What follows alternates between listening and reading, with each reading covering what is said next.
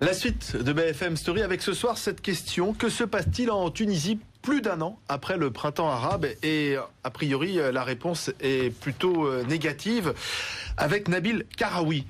Bonsoir. Bonsoir. Vous êtes le patron d'une télé, Nesma TV, Voilà. Et vous risquez 3 ans de prison pour avoir diffusé un film qu'en France, beaucoup de Français ont vu, un film d'animation, Persépolis, qui est jugé blasphématoire par les salafistes, par des islamistes dans votre pays. Vous avez déjà été victime de violences, votre maison a été saccagée, c'est ça? Rappelez-nous cette histoire. Alors on a diffusé le film. C'était en octobre dernier. Voilà, le 7 octobre, à partir du 9, on a eu des attaques continues pour brûler la chaîne. Et le 14 octobre, ils m'ont fait le vendredi de la colère. Les vendredis de la colère, en général, on l'a fait contre Moubarak, Kadhafi, Assad ou Ali Saleh. Et c'était curieux qu'on le fasse contre Nesma et contre moi-même. Je ne suis pas un homme politique. Ils sont venus saccager ma maison. Ils ont failli me tuer, moi et mes enfants. Et puis voilà. Et depuis, je suis traîné en justice puisque ça fait 3 fois que je vais au tribunal.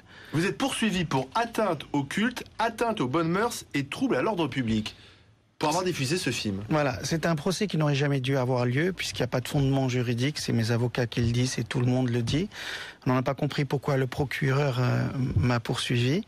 Et puis après, voilà, nous sommes donc dans une zone un peu de non-droit, on ne sait pas, puisque les avocats de la partie civile ont demandé la peine de mort. Certains d'entre eux voulaient que je sois jugé pour crime contre l'humanité. Voilà, c'est un peu bizarre. Le verdict du procès aura lieu le 3 mai? Ça va être le 3 mai, oui. Et donc vous risquez 3 ans de prison? Je sais pas ce que je risque, pour être juste. Mais comment expliquer que ceux qui se sont battus pour la liberté, la laïcité en Tunisie, aujourd'hui se retrouvent finalement accusés de blasphème et finalement vous risquez d'aller en prison? Vous savez, la situation en Tunisie est un peu difficile en ce moment puisque on a beaucoup de troubles, beaucoup de gens qui descendent le drapeau pour monter un drapeau noir, etc. Il y a des journalistes qui sont agressés. Mais c'est un peu une situation, si on prend un peu de recul, normale parce qu'on est dans une période de transition. Nous attendons des élections qui vont arriver dans 1 an. Nous sommes encore dans un gouvernement de transition où le parti Ennahda est arrivé au pouvoir. Et aujourd'hui, il y a... Justement, ce parti au pouvoir, que dit-il de votre affaire? C'est toujours un double langage. Hein. Il y a des beaux communiqués qui disent ce procès ne doit pas avoir lieu. Puis après, il y a des gens dans la rue qui ne sont pas maîtrisés par la police et qui cassent la tête aux journalistes ou empêchent les gens de manifester ou empêchent les gens même de faire des discours politiques. Alors le verdict c'est le 3 mai, alors le paradoxe veut que le 3 mai c'est la journée de la liberté de la presse en Tunisie? Ouais, c'est pas le moindre des paradoxes puisque nous vivons, c'est une situation paradoxale depuis 1 an et demi. Mais votre télé continue à travailler sur place? Oui, on a eu beaucoup de pression de journalistes qui se sont fait agresser, des caméras cassées, des choses comme ça. Mais en ce moment, les choses sont en train de revenir un peu à la normale. Nous n'avons pas changé notre ligne éditoriale. Et puis voilà.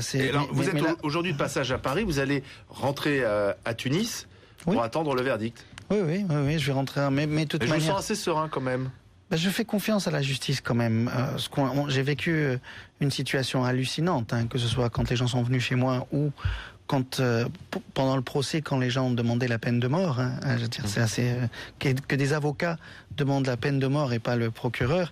C'est assez bizarre quand même. Hein. Les avocats sont faits pour défendre les vies, pas pour demander à ce qu'on les ose. C'était les avocats des salafistes. Oui, mais bon, avocat. Il y avait un code de la presse sous Ben Ali. Oui, qui a été abrogé.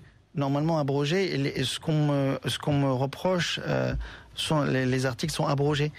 Donc en fait, certains islamistes voudraient remettre en quelque sorte une censure, peut-être différente de celle de Ben Ali, mais qui s'exercerait contre des personnalités laïques. Nous sommes victimes. Aujourd'hui, en fait, le parti au pouvoir et les partisans qui sont dans la rue tous les jours ne font qu'invectiver la presse. Pour eux, la presse n'est pas une bonne presse.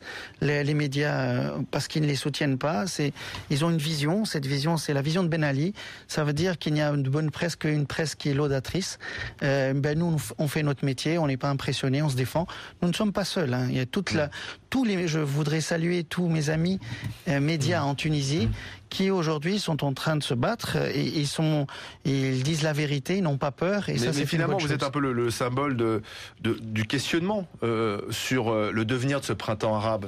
Est-ce que ça va basculer vers plus de démocratie, liberté d'expression, ou au contraire, est-ce que la dictature militaire va laisser place à une dictature islamiste? Exactement. Mais écoutez, je suis un symbole malgré moi.